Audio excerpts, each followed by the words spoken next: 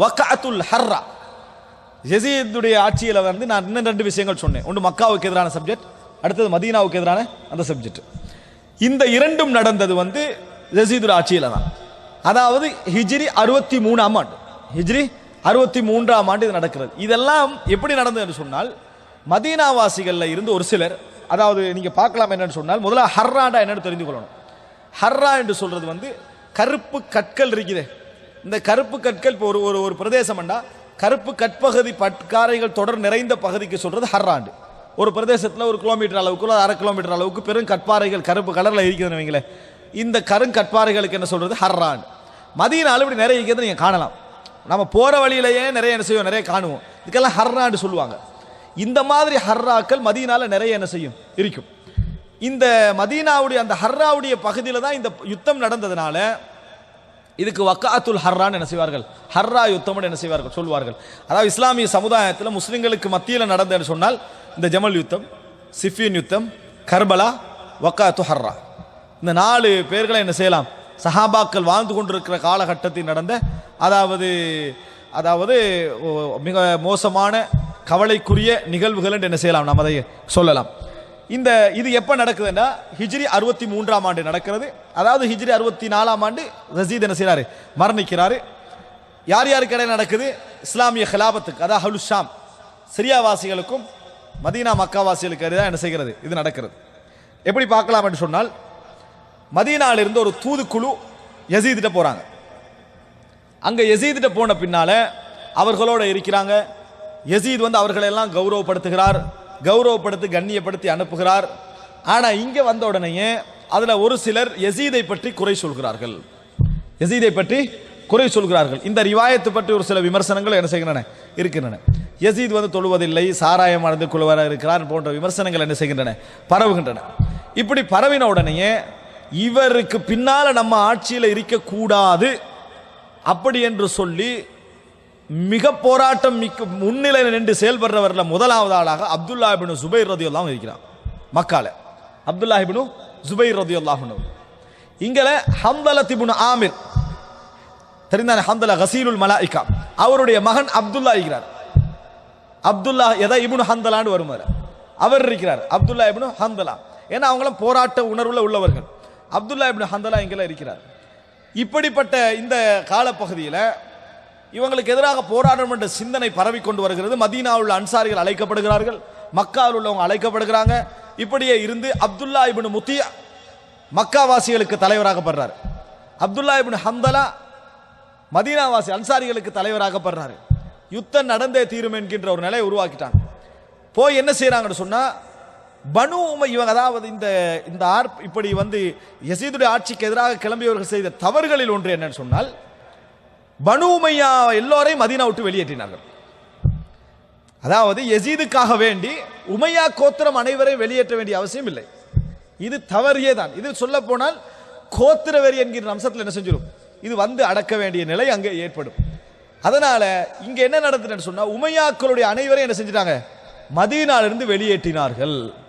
மர்வான் இப்னுல் ஹக்கம் governor ஆகிறாரு. அவரையும் அவரோடு உள்ளவர்களை என்ன செய்யறாங்கன்னா, மர்வான் இப்னுல் ஹக்கம் வந்து அங்க பிறந்து வளர்ந்தவர் தானே, அவரையெல்லாம் என்ன செஞ்சிட்டாங்கன்னு சொன்னா வீட்டில் முற்றுகையிட்டாங்க. முற்றுகையிட்டு ஒரு உமையாக்களுக்கு எதிரான போராட்டம் மாதிரி என்ன செஞ்சுட்டு ஆகிவிட்டது. இந்த செய்தி யஸீதுக்கு போகிறது.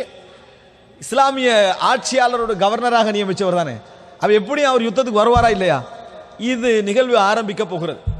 இந்த நேரத்தில் இப்னு உமர் ரலியல்லாஹு அன்ஹு அவர்கள், இது வந்து அதாவது சஹீஹுல் புகாரியில் 7111வது இலக்கம் வருகிறார்கள். லம்மா ஹலா அஹ்லுல் மதீனத்தி யஸீத் இப்னு முஆவியா ஜமா இப்னு உமர் ஹஷமஹு வ வலதஹு. மதீனாவாசிகள், மதீனால இருக்கிற இப்னு உமர் ரலியல்லாஹு அன்ஹு, மதீனாவாசிகள் யஸீதுடைய பையத்தை வந்து எனது அகற்றியவுடன், யஸீதுக்கு நாங்கள் இன்னைக்கு பின்னால கட்டுப்பட மாட்டோம்னு சொன்ன உடனேயே இப்னு உமர் ரலியல்லாஹு என்ன செய்றாங்கன்னா, தண்ட பிள்ளைகள் எல்லாத்தையும் கூட்டுறாங்க, தண்ட குடும்பத்தை எல்லாம் கூட்டுறாங்க, தண்ட உறவுகள் எல்லாம் கூட்டுறாங்க, தனது அடிமைகள், தனதுக்கு வேலைக்குள்ளவங்க, தன்னோடு சம்பந்தப்பட்டவர்கள் எல்லாரையும் கூட்டினாங்க. கூட்டி அவர்கள்ட்ட சொன்னார், இன்னி சமிஅத்து நபிய ஸல்லல்லாஹு அலைஹி வஸல்லம் யகூல். என்ன இஹ்லாஸ் என்று பாருங்க சகோதரர்களே, ரசூலுல்லாஹி ஸல்லல்லாஹு அலைஹி வஸல்லம் அவர்கள் சொல்ல நான் கேட்டிருக்கிறேன், யுன்சபு லிகுல்லி காதிரின் லிவாஉன் யௌமல் கியாமா, மறுமை நாளில் ஒவ்வொரு மோசடிக்காரருக்கு எதிராக ஒரு கொடி நட்டப்படும், ஒவ்வொரு மோசடிக்காரருக்கு எதிராகவும் ஒரு கொடி நட்டப்படும். வ இன்னா கத் பாயஅனா ஹாதர் ரஜுல் அலா பைஇல்லாஹி வ ரசூலிஹி, யஸீதுக்கு நாங்கள் அல்லாஹ்வின் பையத்தை கொண்டும் அவருடைய தூதரின் பையத்தை கொண்டும் பையத்து செய்திருக்கிறோம். வ இன்னி லா அஅலமு கத்ரன் அஅதம மின் அய்யுபாய ரஜுலுன் அலா பைஇல்லாஹி வ ரசூலிஹி தும்ம யுன்ஸபு லஹுல் கிதால், அல்லாஹ்வுடைய பெயரை சொல்லி அவருடைய தூதருடைய பெயரை சொல்லி பையத்து செய்யப்பட்ட பின்னால் அவருக்கு எதிராக யுத்தம் செய்வதை போன்று ஒரு மோசடியை நான் கண்டது கிடையாது.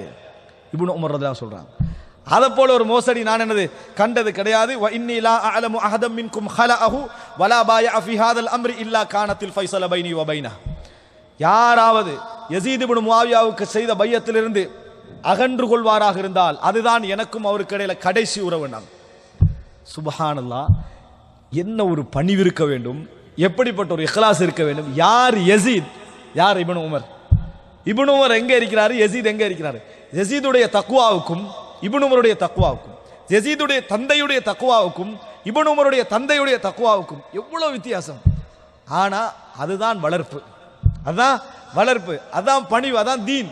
இன்னும் சொல்ல போனா எவ்வளவு இருக்கு. அதாவது இஸ்லாத்துக்காக போராடி, இஸ்லாத்துக்காக கஷ்டப்பட்டு, இஸ்லாத்துக்காக ரத்தம் சிந்தி, இஸ்லாத்துக்காக வேண்டி எல்லா தியாகங்களும் செய்த பின்னால் தன் கண் முன்னால் பிறந்த ஒருவர் ஆட்சியில் ஏறுவதை கண்டு பொறுக்கக்கூடிய மனப்பான்மையை வளர்த்தது எது? இஸ்லாம். இன்னும் அது மட்டுமல்ல, யார் அகற்றினாலும் இல்லா கானத்தில் ஃபைஸல பைனி வ பைனஹு, எனக்கும் அவருக்கு இடையில கடைசி அதுதான் அப்படின்றான். இதான் கடைசி என்று இப்னு உமர் ரலியல்லாஹு அன்ஹு அறிவித்தார்கள். இப்னு உமர் ரலியல்லாஹு அன்ஹு கீழ உள்ள யாரும் என்ன செய்யல, அந்த இடத்துல ஹந்தலாவுக்கு இப்னு ஹந்தலாவுக்கு பின்னாலோ அப்துல்லா இப்னு முத்தூப் பின்னாலோ போகல. சரிவரான இது மோசடி என்று சொல்றார் இப்னு உமர் ரலியல்லாஹு அன்ஹு. இப்படி நடக்க கூடாது என்று சொன்னார்கள் இப்னு உமர் ரலியல்லாஹு அன்ஹு அவர்கள். அதே போல அப்துல்லா இப்னு ஸைத் ரலியல்லாஹு அன்ஹு, இது சஹீஹுல் புகாரியில் 2959வது இலக்கம் 2959. இந்த செய்தியில வருது என்னன்னா, அப்துல்லா இப்னு ஸைத் சொல்றாரு, லம்மா கான ஜமனுல் ஹர்ரா அதாஹு ஆத்தின் ஃபகால லஹு. ஜமனுல் ஹர்ரான்னா இந்த ஹர்ரா யுத்த நேரத்தில் அவர்கிட்ட ஒரு மனிதர் ஒருத்தர் வாராரு. இன்ன இப்னு ஹந்தலா யுபாயுன் நாஸ் அலல் மௌத், வாழ்வா சாவா என்று பையத்து செய்யுமாறு இப்னு ஹந்தலா மக்களை அழைக்கிறார். நம்ம உயிர் போகும் வரைக்கும் யஸீதுடைய படையோடு நம்ம யுத்தம் செய்வதுதான் எப்படி என்று பையத்து செய்ய யார் அழைக்கிறாரு? இப்னு ஹந்தலா அழைக்கிறாரு என்று அவர்கிட்ட சொல்லப்படுது. அப்துல்லா இப்னு ஸைத் அவர் சொன்னார், ஃபகால லா உபாயு அலா ஹாதா அஹதன் பஅத ரசூலில்லாஹி ஸல்லல்லாஹு அலைஹி வஸல்லம், ரசூலுல்லாஹி ஸல்லல்லாஹு அலைஹி வஸல்லம் அவர்களுக்கு பின்னால மௌத்துக்கு நான் யாரோடும் பையத் செய்ய மாட்டேன். மௌத்து என்பது ரசூலுல்லாஹி ஸல்லல்லாஹு அலைஹி வஸல்லம் அவரோடு மட்டும்தான் என்ன செய்வேன், நான் பையத்து செய்வேன். இதுக்கு பின்னால நான் மௌத்துக்காக வேண்டி யாருக்கு என்ன செய்ய மாட்டேன். ஜிஹாதுக்கு பையத்து செய்யறது வேற, ஆனால் மரணம் வரைக்கும் நான் என்ன செய்ய மாட்டேன், திரும்பி வர மாட்டேன் என்று ரசூலுல்லாஹி ஸல்லல்லாஹு அலைஹி வஸல்லம் அவர்களோடு மட்டும்தான் நான் என்ன செய்வேன், பையத்து செய்வேன் என்று மறுத்துட்டாங்க. யாரு?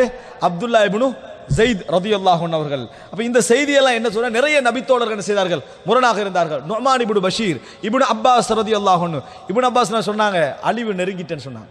இப்படி எல்லாம் செய்றாங்களே, அழிவு நெருங்கி விட்டது. யுத்தம் செய்யாத நபித்தோழர்களா, போராட்டத்துக்கு அஞ்சுகின்ற நபித்தோழர்களா? இல்லை, போராட்டத்தை களத்தில் இருந்து மிக உச்சகட்டத்தில் சந்தித்தவர்கள். ஆனால் அவங்க இதை என்ன செய்யல, அவர்கள் விரும்பவில்லை. முகைரத் இப்னு ஷூபா ஒதுங்கிட்டாங்க. எத்தனையோ நபித்தோழர்கள் என்ன செஞ்சிட்டாங்க, இந்த விஷயத்திலே இருந்து ஒதுங்கி விட்டார்கள் என்ற செய்தியை நாம் என்ன செய்கிறோம், பார்க்கிறோம். ஆனால் இதையெல்லாம் தாண்டி அவர்கள் இதற்கு இறங்கினார்கள். அது மாத்திரமல்ல, இந்த மாதிரியான அதாவது இந்த பிரச்சனை ஆரம்பிக்கிற அந்த நேரத்தில் இப்னு உமர் ரலியல்லாஹு அன்ஹு அவர்கள் என்ன செய்றாங்க என்று சொன்னால், போறாங்க யார்கிட்ட, இந்த அப்துல்லா இப்னு முத்தியுடைய வீட்டுக்கு போறாங்க. அப்துல்லா இப்னு முத்தியுடைய வீட்டுக்கு போன நேரத்தில் அப்துல்லா இப்னு முத்தி என்ன செய்யறாருன்னு சொன்னால், அதாவது ஒரு தலையாணையை எடுத்து போடுறாங்க, உட்காருங்க அப்படின்னு. நான் உட்கார வரல என்றார். அப்துல்லா நான் உட்கார வரல, ஒரு செய்தியை சொல்லிவிட்டு போக வந்தேன். நீங்க யஸீதுக்கு எதிராக கிளம்புறீங்க, ஆனால் மோசடிக்காரர்களுக்கு நாளை மறுமையில் ஒரு கொடி நாட்டப்படும் என்று ரசூலுல்லாஹி ஸல்லல்லாஹு அலைஹி வஸல்லம் சொன்னாங்க. இதை போல ஒரு மோசடி கிடையாது என்று சொல்லிட்டு என்ன செஞ்சாங்க, இப்னு உமர் ரலியல்லாஹு திரும்பி வந்தார்கள் என்ற செய்தி என்ன செய்கிறோம், பார்க்கிறோம். அப்போ ஒரு இஸ்லாஹ் எவ்வளவு முக்கியம் பாருங்க. இந்த மாதிரி கட்டங்கள் எல்லாம் பொதுவாக தலைமைகள் என்ன செய்ய தெரியுமா, சந்தர்ப்பங்களை பயன்படுத்தத்தான் பார்க்கும்.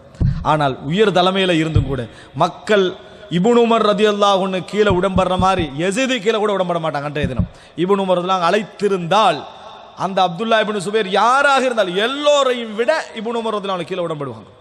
அவ்வளவுக்கு ரெடியாக இருந்தாங்க. ஆனால் ஒரு நாள் என்ன செய்யல, இப்னு உமர் ரலியல்லாஹு ஃபித்னாவை என்ன செய்யவில்லை, விரும்பவில்லை என்ற செய்தியை நாம் என்ன செய்கிறோம், பார்க்கிறோம். இதற்கு பின்னால் அன்புள்ள சகோதரர்களே, யஸீத் பெரும் படையோடு என்ன செய்யறாரு, அதாவது அவங்க இப்போ மக்கா மதீனாவை பொறுத்த வரைக்கும் அதற்கு பின்னால அமைதி காத்த ஒரு இடம். யஸீத் அங்கே எப்பொழுதும் கிறிஸ்தவர்களோடு ஒரு யுத்த காலத்தில் இருந்து கொண்டு இருக்கக்கூடிய இடம். எனவே பெரும் படை யுத்தம் அந்த இன்வால்மெண்ட் இருக்கிறதுனால ஒரு பெரும் படை என்ன செய்யறாரு, இங்கு அனுப்பி வைக்கிறார். இவன் மதீனாவுக்கு வார நேரத்தில் நுஅமான் இப்னு பஷீர் என்ன செய்யறாருன்னு சொன்னா பேசுறார். யாரோட? யசீதோட என்ன செய்யறாரு? பேசுறாரு. நீங்க இப்படி ஒரேடியா என்ன செய்ய வேண்டாம், அதாவது எனக்கு ஒரு டைம் தாங்க, நான் பேசுகிறேன், எனக்கு ஒரு அவகாசம் தாங்க. அப்போ சொல்றாரு யசீத் இப்னு முஆவியா, நீங்க போங்க, ஆனா ஒரு அம்சம், 3 நாள் என்ன செய்யுங்க, அதாவது அவர்களுக்கு அவர்கள் யுத்தத்தை விட்டு நிறுத்திக்கிட்டாங்கன்னு சொன்னா நானும் நிறுத்திக்கிறேன். அவங்க உடனே கட்டுப்பட்டாங்கன்னா நான் உடனடியாக போய் என்ன செய்ய மாட்டேன், யுத்தம் செய்ய மாட்டேன். இந்த சலுகைகளோடு தான் என்ன செய்யறாங்க, அந்த இடத்துக்கு வராங்க. முஸ்லிம் இப்னு உக்பா என்றவருடைய தலைமையின் கீழாக என்ன செய்யறாங்க, வராங்க. ஆனா இவர் முஸ்லிம் இப்னு உக்பா எப்படி உபைதுல்லா இப்னு ஜியாத் ஒரு அநியாயம் செய்தாரோ அதுபோல முஸ்லிம் இப்னு உக்பாவும் என்ன செய்தாரு, அந்த இடத்துல அநியாயம் செஞ்சார். அதனால் இஸ்லாமிய அறிஞர்கள் அவரை முஸ்ரிஃப் இப்னு உக்பான்வாங்க. முஸ்ரிஃப்னா வீணானவன், அப்படிதான் அவருக்கு என்ன செய்வாங்க, பேர் சூட்டுவாங்க. முஸ்லிம் இப்னு உக்பாவுடைய தலைமையில் என்ன செய்றாங்க, அந்த இடத்துக்கு வராங்க. வந்த நேரத்தில் மதீனாவை சுற்றி வளைச்சிட்டாங்க. மதீனாவை சுற்றி வளைத்து அவர்களோடு அதாவது நீங்க வந்து யுத்தத்தை நிறுத்திக்கிறீங்களா, கட்டுப்பட்டுருங்க, பையத்தின் பக்கம் மீண்டு வந்துருங்க, இதெல்லாம் பேசப்படுகிறது. ஆனாலும் கூட அவங்க என்ன செய்யல, ஏன்னா அவங்க வந்து கந்தக் யுத்தம் எல்லாம் அனுபவப்பட்ட ஒரு பூமியில இருக்கிறாங்க. இதை மாதிரி எத்தனையோ சூழல் அவங்க சந்திச்சாங்க. மதீனாவாசிகள் அவங்கள்ட்ட வீரம் இருந்தது, மார்க்க உணர்வு இருந்தது. அதன் காரணமா இந்த இடத்துல நம்ம இவங்களை தப்பாவே நினைக்கல. அது காரணம் என்னன்னா, டெமஸ்கஸ் வாசிகளை விட மார்க்கம் இருக்கக்கூடிய ஒரு இடம் மதீனா தான், அதுல சந்தேகம் கிடையாது. மார்க்க உணர்வு, நபித்தோளுடைய குழந்தைகள் நிறைய இருக்கக்கூடிய ஒரு இடம் அது. அதனால அவட்ட அந்த மார்க்க உணர்வின் காரணமாக இந்த பிரச்சனை என்ன செய்து வளர்ந்தது. ஆனால் ஜமல் யுத்தத்திலையும் சிஃபின் யுத்தத்திலையும் கர்பலாலையும் இருந்த தெளிவான அந்த அளவுகோல் இதுல இருக்கல. இதுல இந்த ஹர்ரா யுத்தத்தில் ஒரு தெளிவான ஒரு முன்வைப்பு என்ன செய்யல, இருக்கல. எதுக்கு இந்த யுத்தம் என்றதை என்ன செய்யல, தெளிவாக அந்த இடத்துல இருக்கவில்லை. அங்க ஹுசைனுல்லாவோட விஷயத்திலையும் அதாவது ஜமல் சிஃபின் எல்லாம் ஒரு தெளிவான ஒரு வேண்டுகோள் இருந்தது, அது இந்த இடத்துல இருக்கல. யுத்தம் ஆரம்பிக்கிறது. இந்த யுத்தம் ஆரம்பித்த நேரத்தில் அந்த இடத்திலே மக்காவாசி அதாவது மதீனாவாசிகள் தோல்வியுறுகிறார்கள். அப்துல்லா இப்னு முத்தியுடைய தலைமையில் இருந்தவர்கள் தான் இவங்க தான் எல்லாம் தோல்வியுற கொல்லப்படுறாங்க. இவர்களாம் என்ன செய்தார்கள், கொல்லப்பட்டார்கள். அபூ சயீத் அல் குத்ரி ரலியல்லாஹு அன்ஹு அவர்கள் சொல்லுகிறார்கள், முஸ்லிம் இப்னு உக்பா என்ன செஞ்சாருன்னா அந்த நேரத்தில் மதீனாவில் கொள்ளையடிச்சார். படைகளை எல்லாம் போட்டு என்ன செஞ்சாரு, கொள்ளையடித்தார். ஏன்னா தளபதி என்ற அடிப்படையில் சில வெறித்தனமான உணர்வுகள் என்ன செய்யும், ஏற்படும். அந்த யுத்தம் முடிஞ்ச உடனே அந்த வெறியில் என்ன செஞ்சார் என்று சொன்னால் மதீனாவில் கொள்ளையடித்தார். 3 நாட்கள் அந்த கொள்ளை நடந்ததாக சொல்லப்படுகிறது. மதீனாவில் வந்து அதாவது கொள்ளையடிக்கிற என்று சொன்னா யுத்தம் என்ற அடிப்படையில் என்னது, அந்த இடத்துல எல்லா இடத்தையும் தகர்த்து விட வேண்டும் என்பதற்காக என்ன செஞ்சாங்க, எல்லா வேலைகளையும் செய்தார்கள். ஆனால் இது எல்லாரையும் அடைந்தது என்று சொல்ல முடியாது. காரணம் இப்னு உமர் ரலியல்லாஹு அன்ஹு எல்லாரும் அங்கதான் இருந்தாங்க, ஹுசைன் ரலியல்லாஹு அன்ஹு அவர்கள் அங்கதான் இருந்தாங்க, இப்னு அப்பாஸ் ரலியல்லாஹு அவர்கள் அங்கதான் இருந்தார்கள், அப்துல் முத்தலிபுடைய குடும்பத்தினர்கள் அங்கதான் இருந்தார்கள், அவங்களுடைய பரம்பரையில் வந்தவர்கள் அனைவரும். அவங்களுக்கு யாருக்கு என்ன செய்யல, எந்த பாதிப்பு நடக்கல. அபூ சயீத் அல் குத்ரி ரலியல்லாஹு சொல்றாங்க, நான் வந்து என்ன செஞ்சேன்னா ஓடினேன். ஓடி போய் நேரத்தில் இந்த யுத்த காலத்தை அதாவது வீடுகள் சூறையாடப்படுறது, நான் அதாவது என் வீட்டை விட்டு தப்பி ஓடினேன். ஏன்னா அவர்கள் யுத்தத்தில் கலந்து கொள்ளலை. அப்போ ஒருத்தர் என்னை விரட்டிட்டே வந்தார். ஒரு இடத்துக்கு போன நேரத்தில் வந்து கொலை செய்ய வந்த நேரத்தில் எனக்கு எதுவும் செய்ய முடியல. நான் வாழை எடுத்து என்ன செஞ்சுட்டேன், நாட்டிட்டு நான் என்ன அபூ சயீத் அல் குத்ரி ஓடினது கோழைத்தனத்தில் இல்லை. நபித்தோழர்கள் ஓடுற பின்னணி என்ன தெரியுமா, ஒரு முஸ்லிமுடைய ரத்தத்துக்கு காரணமானவனாக நம்ம அருமையில் என்ன செய்யக்கூடாது, வரக்கூடாது. போய் வாழை வந்து நாட்டிட்டாங்க.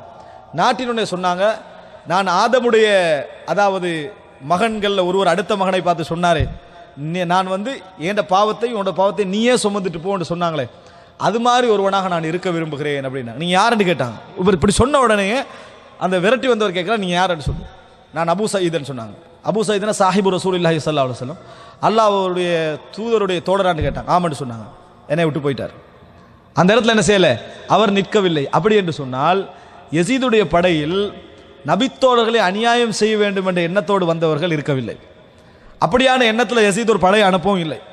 ஆனால் நபித்தோழர்களுடைய பிள்ளைகள் என்கின்ற அடிப்படையில் யசீத் இப்னு முஆவியா அவங்களும் சமமானவர்கள் தான். வேணுமென்றால் காலத்தால் முந்தி பிந்தி இருக்கலாமே தவிர அவர்கள் என்னது, சமமானவர்கள் தான். இந்த யுத்தம் வந்து இந்த தோரணையில் என்னது, நிறைய அங்கே சலுகைகள் வழங்கப்பட்டது என்பதை நம்ம பார்க்கிறோம். ஆனால் பெரிய அநியாயம் செய்தார்கள். மதீனாவிலே பெரும் கொள்ளையெல்லாம் அடித்தார்கள். ஆனால் ஒரு விஷயம் சொல்லப்படுகிறது, அதை முக்கியமானவர்கள் சொல்லியிருந்தாலும் கூட அது ஆதாரமற்ற செய்தி. என்னடா, மதீனாவில் கற்பழிப்புகளும் நடந்தன அப்படி என்று சொல்றாங்க. அல்லாஹு ஆலம், இஸ்லாமிய ஒரு படை ஜமல் யுத்தமாக இருக்கலாம், சிஃபின் யுத்தமாக இருக்கலாம், கர்பலாவாக இருக்கலாம், அப்படி ஒரு சப்ஜெக்ட் என்ன செய்யல, நடக்கல. அப்படிப்பட்டவர்களாகவும் இஸ்லாமிய படையினர் என்ன செய்யல, இருக்கவில்லை. அதனால அந்த செய்தி முதலாவது ஆதாரமற்ற செய்தி. ஒரு வரலாற்றுக்கேனும் ஏற்றுக்கொள்ள முடியாத செய்தி என்பதை என்ன செய்ய வேண்டும், நாங்கள் புரிந்து கொள்ள வேண்டும். இது தவறு. ஆனால் யசீத் இப்னு முஆவியாவை பற்றி பேசிய ஒருவர் என்ன செய்யறாருன்னு சொன்னா, வந்தது அப்படியே என்ன செய்யறாரு, அள்ளி கொட்டி இதுக்கு பிறகு இப்படி ஒரு கொடுங்கோலான சமுதாயம் உருவாக முடியாதுன்ற மாதிரி ஒரு பிக்சர் என்ன செஞ்சுக்கிறாங்க, உருவாக்கி வைத்திருக்கிறார் என்பதை பார்க்கிறோம். ஆனால் அதெல்லாம் ஆதாரமற்ற செய்திகள் என்பதை நாங்கள் பார்க்க வேண்டும். அன்புள்ள சகோதரர்களே, அதற்கு பின்னால மதீனா எனது கட்டுப்பாட்டுக்குள் வருகிறது. மதீனா கட்டுப்பாட்டுக்குள் வருகிறது. அதுக்கு பின்னால கடுமையான அதாவது ஒரு ஒரு ஆட்சி அங்கே என்ன செய்து நிலவுகிறது, மிகப்பெரிய பாதுகாப்பு நிலவுகிறது என்பதை நாம் என்ன செய்கிறோம் பார்க்கிறோம். ஆனால் இதில் யார் யார் கலந்து கொள்ளலை அப்படின்னு பார்த்தீங்கன்னு சொன்னால், முதலாவது அலி இப்னுல் ஹுசைன் ரலியல்லாஹு அன்ஹு. உண்மையிலேயே தந்தையை கொண்டதற்காக பழிவாங்குற உணர்வுல இருந்தாருண்டா அவர் எங்க போய் சேர்ந்திருக்கணும், அவர்களோட போய் சேர்ந்திருக்கணும். ஆனால் அவர் அதில் சேரலை. அதே போல அப்துல்லா இப்னு உமர் ரலியல்லாஹு அன்ஹு அவர்கள், அதே போல இப்னு உமர் ரலியல்லாஹுடைய குடும்பத்தில் உள்ள யாரும் என்ன செய்யலை, அந்த படையை போய் சேரலை. அதே போல என்ன செஞ்சாங்கன்னு சொன்னால், அதாவது அப்துல் முத்தலிபுடைய பரம்பரையில் வரக்கூடிய யாரும், அப்பாஸ்ரான பரம்பரையில் வந்தாலும் சரி, அபூ தாலிபுடைய பரம்பரையில் வந்தாலும் சரி, சுபைருடைய பரம்பரையில் வந்தாலும் சரி, யாரும் என்ன செய்யலை, இந்த யுத்தத்தில் கலந்து கொள்ளவில்லை. அஹ்லுல் பைத்தினர் கலந்து கொள்ளவில்லை. அஹ்லுல் பைத்தினர் இந்த யுத்தத்தில் கலந்து கொள்ளவில்லை. அதே போல முஹம்மது இப்னுல் ஹனஃபியா, அலி ரலியல்லாஹுடைய மகன், அலி ரலியல்லாஹு அன்ஹு அவர்களுடைய இன்னொரு மனைவி மூலம் கிடைத்த ஒரு மகன் முஹம்மது இப்னுல் ஹனஃபியா. இந்த முஹம்மது இப்னுல் ஹனஃபியாவை யுத்தத்துக்கு அழைப்பதற்காக என்ன செய்றாங்கன்னு சொன்னா, ஒரு சிலர் போறாங்க, யுத்தம் நடப்பதற்கு முன்னால் அழைப்பதற்கு போறாங்க. போய் சொல்றாங்க, யசீதுக்கு எதிராக நீங்க யுத்தம் செய்ய வரணும், அல்லாஹ்வுடைய சட்டங்களை மீறுகிறார், பகிரங்கமாக தொழுகை விடுகிறார், சாராயம் அருந்துகிறார் அப்படின்னு சொல்றாங்க. அப்ப அவர் சொல்றார், நான் அவரோடு இருந்திருக்கிறேன், நான் அப்படி காணவே இல்லை. வஅகம்து இன்தஹு ஃபரஐதுஹு முவாதிபன் அலஸ்ஸலாம் முத்தஹர்ரியன் லில் கைர், 5 நேரமும் தொழுகிறவராக நான் கண்டிருக்கிறேன், நலவே செய்கிறவராக நான் கண்டிருக்கிறேன். யஸ்அலு அனில் ஃபிக்ஹி முலாசிமன் லிஸ்ஸுன்னா, மார்க்க சட்டங்களை கேட்டறியவராக நான் கண்டிருக்கிறேன், சுன்னாவை கடைபிடிக்கிறவராக நான் கண்டிருக்கிறேன் என்று முஹம்மது இப்னுல் ஹனஃபியா என்ன செய்றாரு, பதில் சொல்றாரு. சொன்ன நேரத்தில் காலு தாலிக கான மின்ஹு தஸன்னுஅன் லக், அது உங்களுக்காக வேண்டி என்ன செஞ்சாங்க, முகஸ்துதிக்காக என்ன செய்தார், அவர் செய்திருக்கிறார் அப்படின்னு பதில் சொல்றாங்க. கால வமல்லதி காஃப மின்னி அவ் ரஜா ஹத்தா யத்ஹர இலையல் குஷு, எனக்கே அவர் பயப்படணும், எதை என்னிலிருந்து அவர் பயப்பட்டாரு, என்கிட்ட தக்குவாவையும் இறைச்சத்தையும் காட்டுறதுக்கு அவருக்கு என்ன தேவை இருந்தது, பின்னர் உங்களுக்கே அவர் அதை காட்டினாரு. சாராயம் குடிக்காம சாராயம் குடிக்கிறதையும் தொழாமைக்கிறதையும் என்னட்ட மறைச்சிட்டு உங்கள்கிட்ட ஏன் அதை அப்படி காட்டினாரு. பல இன்கான அத்லஅக்கும் அலா தாலிக ஃபஇன்னகும் லஷுரகாஉ, உங்களுக்கு காட்டி எனக்கு மறைச்சாருன்னா நீங்கள் அவங்களும் ஒன்றுதான் அர்த்தம். உங்களுக்கு காட்டி எனக்கு மறைச்சாருன்னு சொன்னா நீங்கள் அவங்களும் ஒன்றுதான் அர்த்தம். அப்படின்னா நான் குடிப்பதில்லை, நீங்க 2 பேரும் குடிக்கிறார்கள், அதனால உங்களுக்கு என்ன செஞ்சுக்கிறாரு, காட்டிக்கிறாருன்னு அர்த்தம். வேற மாதிரி எனக்கு என்ன செய்யலாது, புரிந்து கொள்ள முடியாம இருக்கிற அமைப்பில் முஹம்மது இப்னு ஹனஃபியா சொல்றாரு. சொல்லிட்டு சொல்றாரு, காலு இன்னஹு இந்தனா லஹக்குன் வ இல்லம் நகுன் ரஅய், நாங்க காணாது விட்டாலும் இது உண்மையான செய்தி, நாங்க நேரடியாக காணல, ஆனா இது உண்மையான செய்தி என்றாங்க. அவர் சொல்றாரு, அல்லாஹு தாலா உண்மை பொய் என்பதை ஷஹாதாவை வைத்து மட்டும்தான் என்ன செய்யறான், ஏற்றுக்கொள்கிறான். இல்லாமன் ஷஹித பில் ஹக்கி வஹும் யஅலமூன், அறிந்த வண்ணம் சாட்சி சொன்னவர்களை தவிர அல்லாஹ் தஆலா சொல்றான், இந்த சாட்சியத்தை நாங்கள் என்ன செய்யல, காணவில்லை. வலஸ்து மின் அம்ரிக்கும் ஃபீ ஷை, நான் உங்களோட எந்த விஷயத்திலையும் கலந்து கொள்ள மாட்டேன்றார். அப்ப அவங்க கேட்கறாங்க, ஃபல அல்லக்கு தக்ரஹ் அய்யதவல்லல் அம்ர கைரக் ஃபனஹ்னு நுவல்லிக அம்ரனா, நீங்க வெறுக்கிறீங்களோ தெரியாது, நீங்க அல்லாம வேற யாரும் இதுக்கு தலைமை தாங்கிறத வெறுக்கிறதுனால இதை வேண்டாம்னு சொல்றீங்களோ அப்படின்னு கேட்டாங்க அவங்க திருப்பி. அதுக்கு முஹம்மது இப்னு ஹனஃபியா பதில் சொல்றாரு, மா அஸ்தஹில்லுல் கிதால் அலா மா துரீதூனி அலைஹி லா தாபிஅன் வலா மத்பூவா, தலைவராகவோ அதாவது தலைமைத்துவம் செய்யப்பட்டவராகவோ நான் இந்த யுத்தத்தில் கலந்து கொள்ள மாட்டேன். 2 மாதிரி நான் என்ன செய்ய மாட்டேன், தாபிஅன் வலா மத்பூவா, எப்படி நாங்க மத்பூனா தலைவர், தாபியன்னா பின்பற்றவர், இந்த 2 மாதிரி நான் கலந்து கொள்ள மாட்டேன். காலு கது காத்தல் தமா அபீக், தந்தையோட யுத்தம் செஞ்சீங்களே, தந்தையோட இருந்து நீங்க முஆவியாவுக்கு எதிராக யுத்தம் செஞ்சீங்களே அது அப்படின்னு கேட்டாங்க. யாரு அந்த குரூப் கேட்குது. பதில் சொல்றாங்க, கால ஜி ஊனி பிமித்லி அபி உகாத்திலு அலா மித்லி மா காத்தல அலை, என் தந்தையை போல கொண்டு வாருங்க, நான் பின்னால யுத்தம் செய்கிறேன். என் தந்தை போல ஒருவரை கொண்டு வாருங்கள், நான் யுத்தம் செய்கிறேன். அப்படின்னா என்ன, அப்துல்லா இப்னு ஹந்தலாவும் அப்துல்லா இப்னு முத்தியும் எவ்வளவு சிறந்தவர்களாக இருந்தாலும் என் தந்தையோட அந்தஸ்துக்கு அவர் என்ன செய்ய மாட்டாங்க, வர மாட்டாங்க. அவரை கொண்டு வாங்க, அதாவது அஷரத்துல் முபஷரா கொண்டு வாங்க, நான் யுத்தம் செய்கிறேன்.